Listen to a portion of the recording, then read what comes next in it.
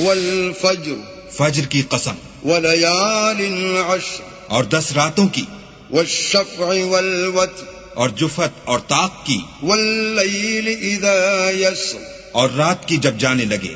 هل في ذلك قسم لذي حجر اور بے شک یہ چیزیں عقل مندوں کے نزدیک قسم کھانے کے لائق ہیں کہ کافروں کو ضرور عذاب ہوگا. ألم تر كيف فعل ربك بعاد کیا تم نے نہیں دیکھا کہ تمہارے پروردگار نے عاد کے ساتھ کیا کیا؟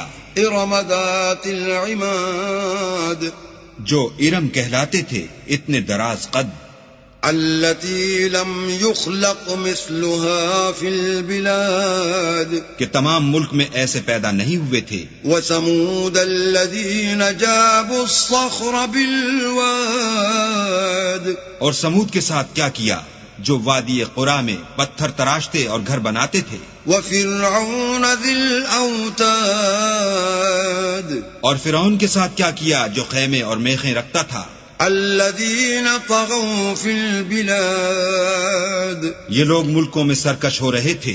فأكثروا فيها الفساد اور ان میں بہت سی خرابیاں کرتے تھے. فصب عليهم ربك سوط عذاب تو تمہارے پروردگار نے ان پر عذاب کا کوڑا نازل کیا. ان ربك لبالمرصاد بے شک تمہارا پروردگار طاق میں ہے.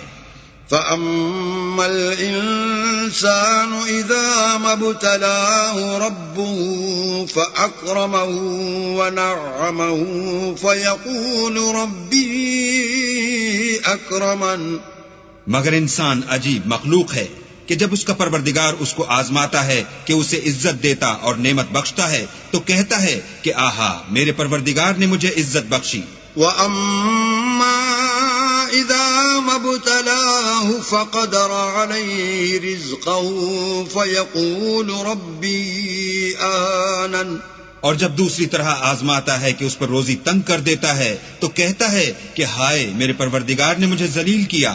كلا بل لا تكرمون اليتيم نہیں بلکہ تم لوگ یتیم کی خاطر نہیں کرتے. ولا تحاضون على طعام المسكين اور نہ مسکین کو کھانا کھلانے کی ترغیب دیتے ہو. وتأكلون التراث أكلا لما اور میراث کے مال کو سمیٹ کر کھا جاتے ہو. وتحبون المال حبا جما اور مال کو بہت ہی عزیز رکھتے ہو.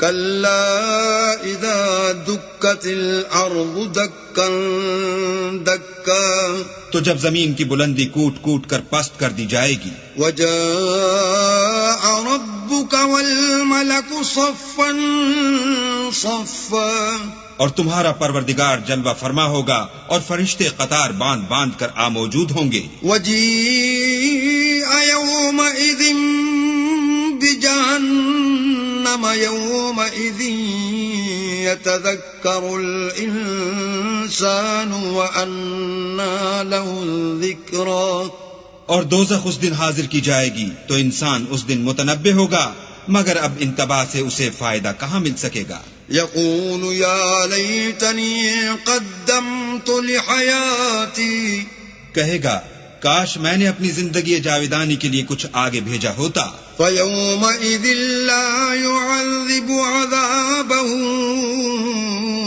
أحد تو اس دن نہ کوئی اللہ کے عذاب کی طرح کا کسی کو عذاب دے گا.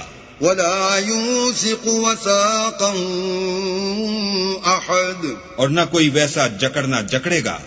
يا أيتها النفس المطمئنة اے اطمینان پانے والی روح، ارجعي إلى ربك راضية مرضية اپنے پروردگار کی طرف لوٹ چل، تو اس سے راضی وہ تجھ سے راضی. فادخلي في عبادي تو میرے ممتاز بندوں میں شامل ہو جا وادخلي جنتي اور میری بہشت میں داخل ہو جا.